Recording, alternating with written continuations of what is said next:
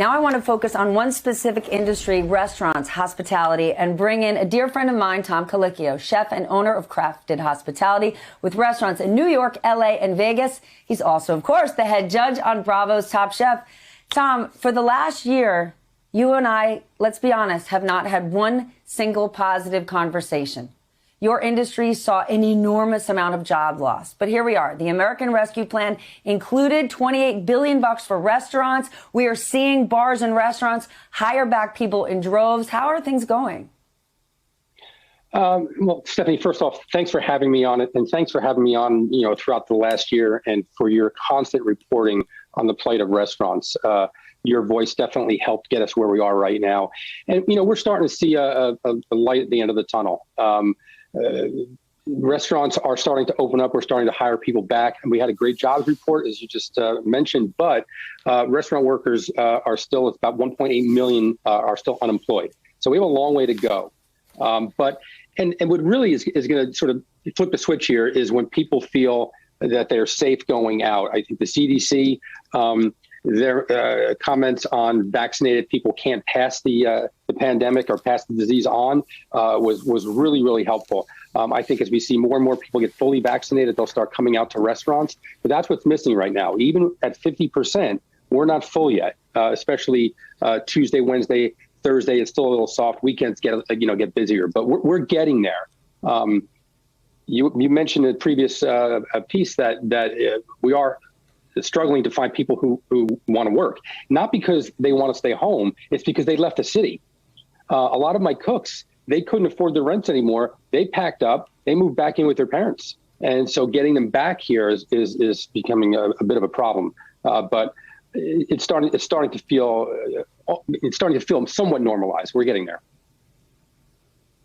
So if you're struggling to get those cooks back into the city, how do you solve for that? And I mean, for you have some of the finest restaurants across some major cities.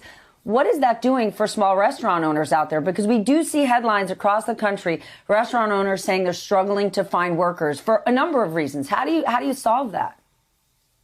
Listen, I think as you start making phone calls and little by little people are starting to come back. Again, the bigger problem is the cities are expensive to live in. And if a young cook goes back home to where they grew up and they find a job there, they're going to stay there for a while. Eventually, they're going to find their way back to the big cities because that's where the better restaurants are, and that's where they want to learn. But we have a ways to go. We're trying to fill in the gaps the best we can. Right now, we're only open 5 days a week. We can't open 7 days a week right now. And again, the demand's not there. And a lot of we're adding to our income by doing these delivery boxes. So we do a drop, we'll ship 200 boxes at a time. And that's doing really well. But, a la carte dining, we still have a ways to go. We're adding people. But I still feel that as the vaccines start coming on board, we're going to see a lot more activity. And we'll get through this. And listen, we staff the restaurant the best we can right now. The food may take a little longer to get out. The service may not be exactly where it needs to be. We're just short-staffed, but we'll get there. Hey, I just want to go out to eat. The service doesn't need to be perfect. Is it an issue for you that so many people who were laid off were forced to find other work and they found it in warehouse jobs? There's been huge demand for warehouse jobs. Hundreds of thousands of people left the service industry and they now work in distribution centers where they get health care, they get more regular hours. Are you at risk that you're not going to be able to bring those people back and you need them? No, I think eventually they'll come back. I think a lot of restaurant workers love the work.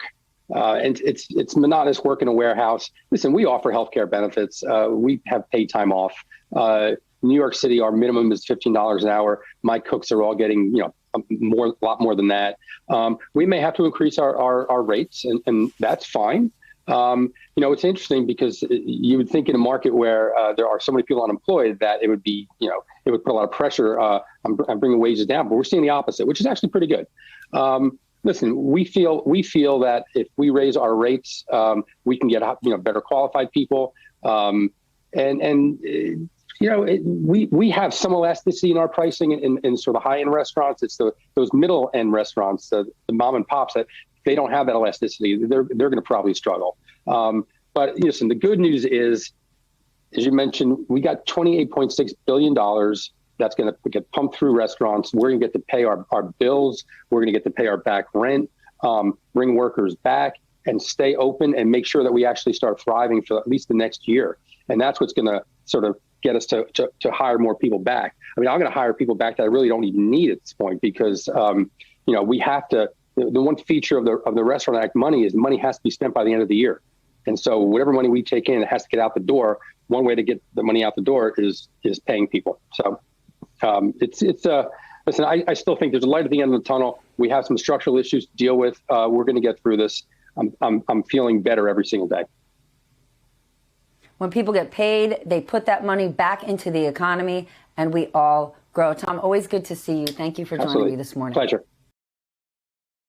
Hey, thanks for watching our YouTube channel. You should know that you can follow today's top stories and breaking news and catch up on your favorite MSNBC shows all in one place.